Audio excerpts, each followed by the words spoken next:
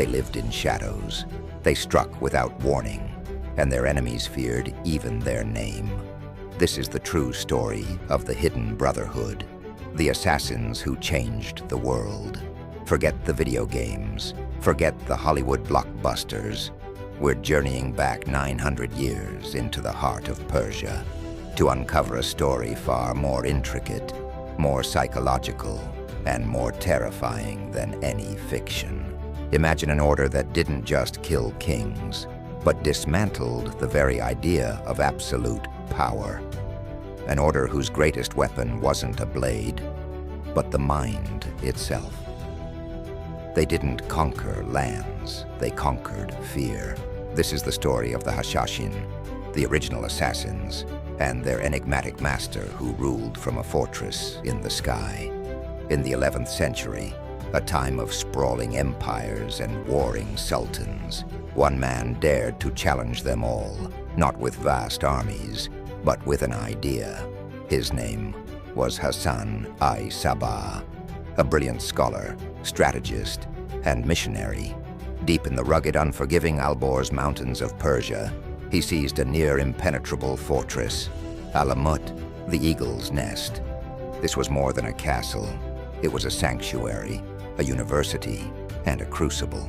From this remote stronghold, perched thousands of feet above the world, Hassan gathered followers, not mercenaries seeking gold, but devout believers, the Nizari Ismaili, who saw him as their spiritual guide. They were called the Fidai, those who are willing to sacrifice. They would undergo years of rigorous training, not just in combat and stealth, but in languages, theology, politics, and the art of disguise. Hassan wasn't just building a fortress of stone. He was building a fortress of faith in the minds of his disciples. They were taught that their actions served a divine purpose, a mission to protect their community and restore justice in a corrupt world. The eagle's nest became the nerve center of a network that would soon stretch across the Middle East. Its influence felt from Baghdad to Jerusalem.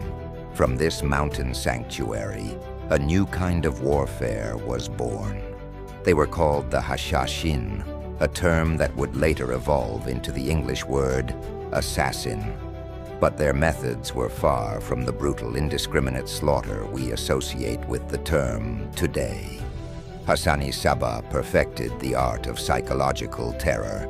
His followers were not a mindless horde. They were surgical instruments.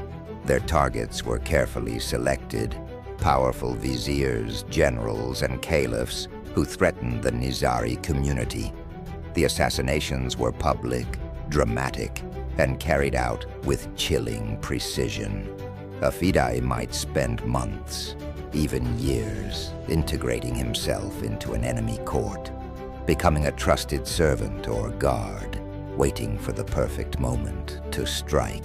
They often used only a dagger, a personal and terrifyingly intimate weapon. The goal wasn't just to eliminate an enemy, it was to send a message. After completing their mission, the assassins rarely tried to escape. They stood their ground, accepting their fate, demonstrating an unshakable devotion that horrified their opponents. This transformed them from mere killers into martyrs, spectral figures who could be anywhere, anyone. No wall was high enough, no bodyguard loyal enough to stop them. Fear became their primary weapon, sowing paranoia and distrust within the highest echelons of power. How did Hassan I-Sabbah inspire such absolute loyalty?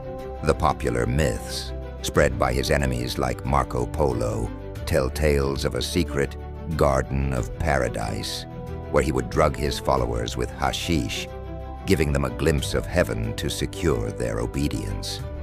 But the reality is far more subtle and profound. Hassan's genius was not in pharmacology, but in ideology.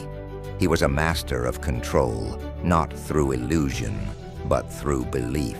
He cultivated a powerful sense of purpose and belonging, within his isolated community. Life at Alamut was austere and disciplined. Hassan himself was a prime example, reportedly having his own sons executed for infractions of their strict code.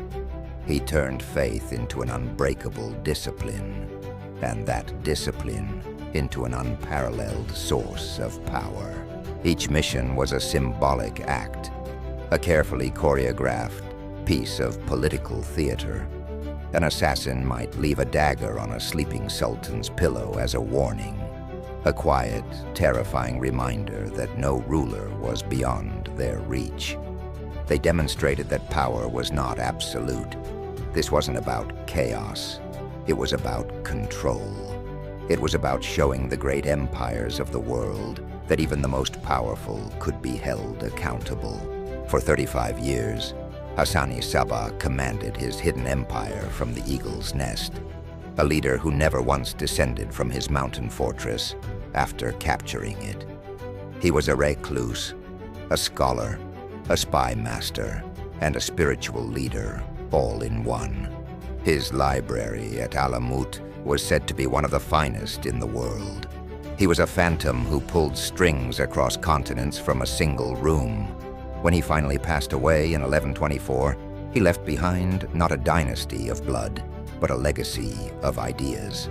His order, the Nizari Ismailis, would endure for another century and a half, facing down the might of the Seljuk Turks, the Crusaders, and finally, the unstoppable Mongol horde.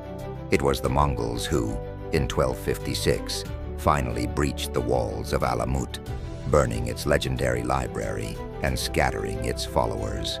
They sought to erase the assassins from history, to destroy the very memory of the men who made emperors tremble. But they failed. Though the fortress of Alamut fell, the legend of the assassins was just beginning.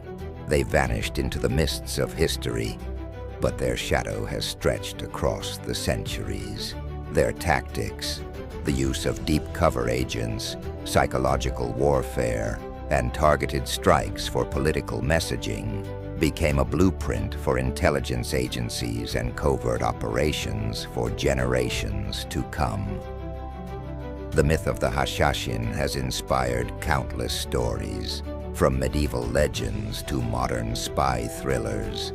They were the silent warriors who proved that a small, dedicated group, armed with unwavering belief and strategic brilliance, could challenge the world's greatest powers. They are the Hidden Brotherhood, the assassins who truly changed the world. Thank you for joining us on this journey into the past. If you want to uncover more forgotten histories and the silent warriors who shaped them, make sure to like this video and subscribe to Silent Warriors Studio. We'll see you in the shadows. Stay curious.